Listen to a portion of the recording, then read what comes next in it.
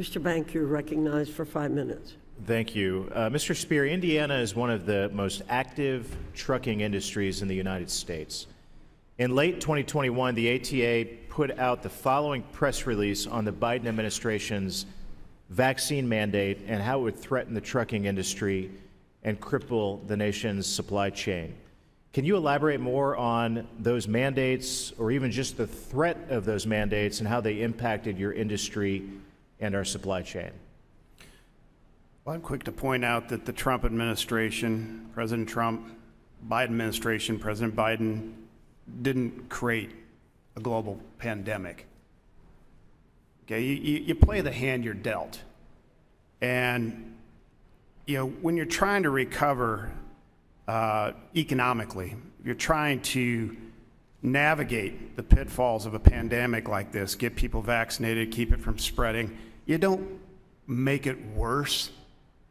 And this is an administration that well exceeded the statutory authority of the Occupational Safety and Health Act of 1970. OSHA does not have the authority to regulate vaccine mandates. So when this was put out, we joined another number of others in suing, took it through 2 federal district courts to the Supreme Court and got a 6-3 decision and bounced it because we knew they didn't have the authority. We knew this was semantics, that this wasn't going to solve the problem. Our drivers, by the way, throughout COVID, got in the truck and delivered everything that we need, including the vaccine, the PPE. We did that. You're welcome. You're welcome.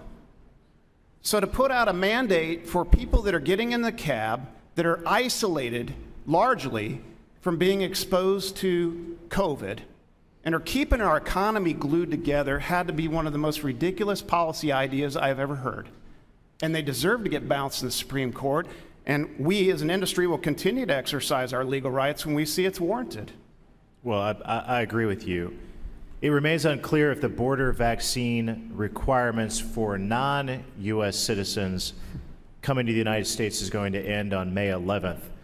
The Canadian Trucking Alliance has said this mandate has affected thousands of unvaccinated truck drivers in Canada and Mexico by preventing them from entering the United States.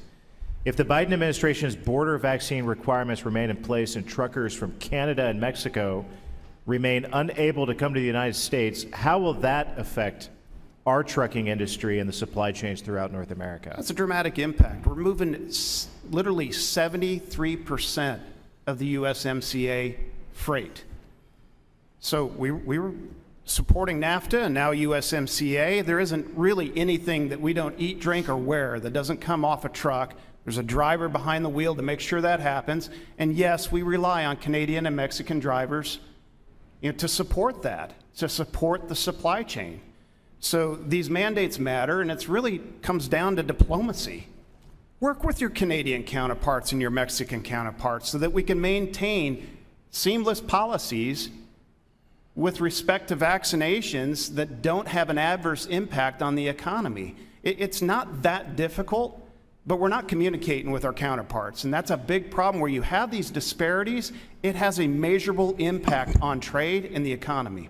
And we're the ones to bear it as an industry. We feel it first before anybody else. Seems like common sense. We appreciate all you do to represent Hoosier truck drivers. With that, Madam Chair, I yield back.